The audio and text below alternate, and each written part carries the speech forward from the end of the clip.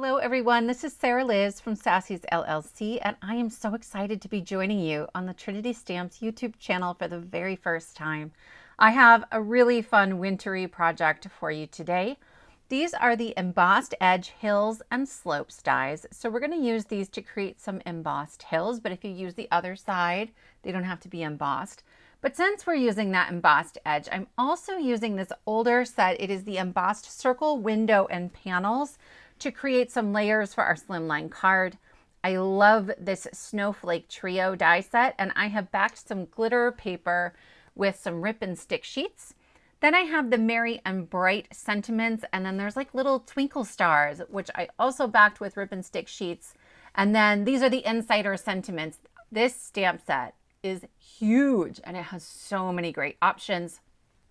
So we're going to go ahead and jump right in. I am starting by cutting out a couple of hill and slope options using some white shimmer paper. And I am just going to tape these down, and then I will end up cutting these in half, right? So you can see there's that embossed edge and then a non-embossed edge. I'm going to try to maintain that embossed edge. And I have 4 different hills or slopes to choose from. And I'm not really worried about the bottom of each of these hills being parallel to the bottom of the card, because we're going to layer things and then we'll just trim it off the bottom. For now, I just need to figure out how high up my slopes are going to go. And then I'm going to use my pencil and just make a little mark. So when we go to ink blend our sky, I know how far down to go. And I'll just make sure that my hills go right up above that pencil line. I'm starting with milled lavender. I love blues and purples for winter and for holidays. And I'm creating sort of a bright spot on the horizon. Maybe it's the sun, maybe it's magic. I don't know. Is that cheesy? Maybe it's magic. But then once I kind of get that in there, I'm going to come around that with some shaded lilac to ease into broken china. And then I'll go back and forth.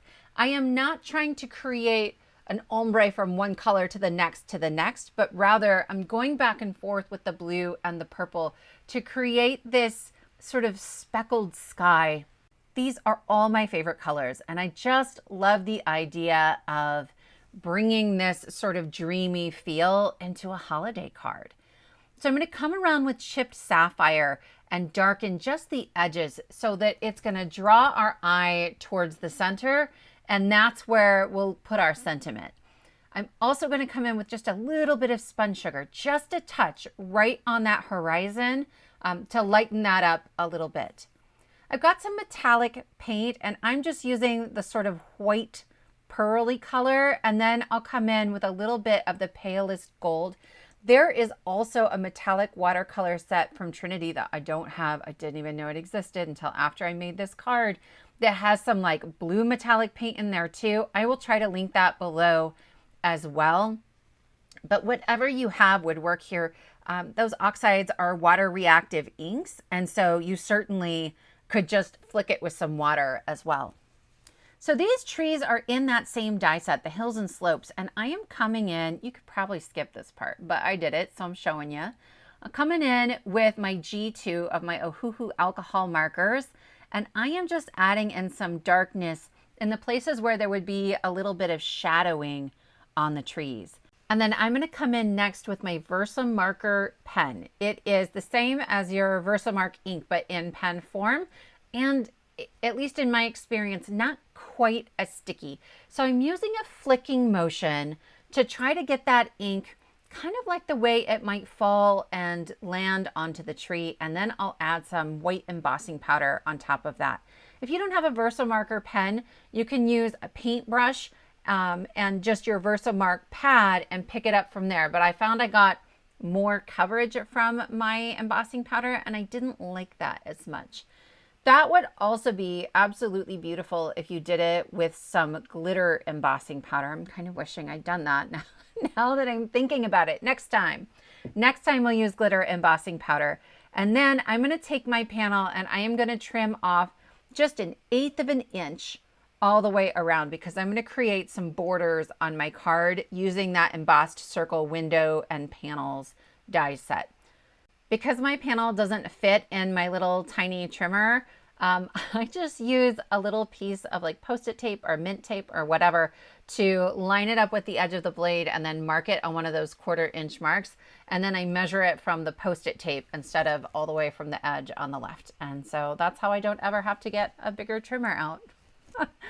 I am going to start adding my hills, and I'm starting with this one in the back, and I'm making sure that I am covering up that little pencil mark that was right on the horizon. I was like, make sure I blend down to that. But once that Distress Oxide ink covers it, there is no erasing that. There's no way I'm going to be able to get back in there and get rid of that. And so then I'm going to use a little bit of temporary tape just on the side to remind me of where I want this panel to go. And I'm going to bring the glue about a 1/4 inch from the top. I want to be able to tuck some trees behind this panel. And this way I can get all of that sort of laid out and arranged before I start adding my trees, and I still have room to tuck things behind there. I'm trimming stuff off as I go along, but then down at the bottom, I had 2 layers of cardstock from the hills and then my flat card base. So I'm just using some of the scraps of that same cardstock to build that up and make sure that it's the same height as everything else, so I don't look like my bottom hill is kind of saggy. Then I'll add glue, and I'm just going to line this one up with the very bottom of the card, though certainly you could overhang and trim that off like we've been trimming off all of the other pieces. And that is going to get us to the point where we can start adding all of our wintry trees. I'm using wet glue for my trees, so I get a little bit of wiggle room. And I wanted this to feel organic and to feel like the scene extended beyond the edges of the card. And so you'll see in some places I have trees that ever so slightly overlap each other. I'll end up trimming off the sides where a couple of my trees are hanging off the edge. This tree in the front, I love this one. He's like sort of heavy and shaggy, and like I identify strongly with that tree. I don't know, but he's my favorite. And then I love that you also get this mix of these really sort of skinny little trees. And I just took a brown marker on the trunks of those skinny ones where you see the trunk and colored those brown. And it comes right up to our snow, our little embossing powder there. And that works out really well. So then I'll just flip it over, and I've got the 2 trees hanging off the edge. Honestly, I could have kept those, and maybe especially that bigger one, might have been able to hang it off the other side and extended the scene a little bit more. But I'm pretty happy with it how it is. Then I'm coming in with my Distress Glaze. This is a Ranger product, like the same people who make your Distress inks and oxide inks and whatever. It's to seal it in and protect it, but really I like it because it makes the colors pop more. Like that lighter blue in the sky all of a sudden seems to glow a little bit more. So I just use a domed foam applicator and sort of run that all over everything, and then I use a dry cloth to buff off any of the extra. I'm going to start assembling my Merry and Bright sentiment, and I've cut the shadow from some vellum and then the word and shadow at the same time from some white cardstock just as a template. And then I have my glitter cardstock for just the letters, and I've backed it with some rip and stick sheets. And that makes this really, really quick and easy to put together. So I can just pick them up and stick them right in there, and that sentiment is done in no time, and I don't have to worry about glue oozing out from underneath, and then I can't get that shadow layer back off again. So I did the same thing with Bright. I'm just laying it in there, and then I can remove that shadow layer, and then I'll do it again with the ampersand from our Merry and Bright, and then my sentiment is ready to go. But when I lay it onto my background, I just felt like it wasn't standing out enough from all of that ink blending that we'd done. So I cut it out one more time, and this time I put the rip and stick sheet on the front. So I'm essentially sticking these down upside down onto the back of the vellum just to create a little bit of lift between the card base and my sentiment. It's a small thing, but I felt like it really helped the sentiment to stand out against an otherwise pretty bold background. So once I figure out that it's Merry and Bright and not Bright and Merry, I'll just add a little bit of wet glue onto the cardstock that is on the back of the sentiment. And I'm not worried about getting it everywhere. Like those thin little pieces, I don't want the glue oozing out. So I'm just going to stick to the really thick parts because I'm using the shadow layer. I have the option to do that. and it's not a big deal. I also don't want glue oozing onto the vellum because you can kind of see that, and I'm picky. I'm also using my reverse tweezers to help me get the placement just right. I want the Merry and the Bright to be straight, but I also want to make sure I'm getting my sort of placement right. I want to put some stars in here still, and I want the and to be centered between them. So I did the and last. I find it easiest to get that definitely centered when I'm sure where the other two are going to be. And once I get all of those down, I will bring in all those little twinkly bits. I am going to use my little pickup tool for this because I want to be able to see where they are, and this lets me kind of hold it over the top and hover it in place before I press down. It's also worth noting that that micro glaze helps give me a little bit of wiggle room that I don't know that I would get with rip and stick sheets without that, right? Like, it's pretty sticky stuff, but it's almost like there's a very thin barrier in between the two. Like, you can see me kind of moving things around and straightening them out. Once I pressed them down, they weren't going anywhere, but I have them sort of laying gently on top of all of that. Once I'm happy with it though, I'll give them all a good press, and then they're stuck down for good. I've added some thin foam tape on the back of my panel and then a whole bunch of wet glue because I was really nervous about getting it straight. And in fact, I didn't get it straight. So I'm just gonna peel that right back off and I will try laying it down one more time. That silver piece I have cut using one of the embossed panels from the Embossed Circle window and panels.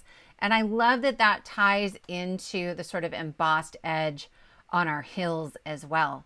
And then once all of that is put together, I can start working on the inside of my card.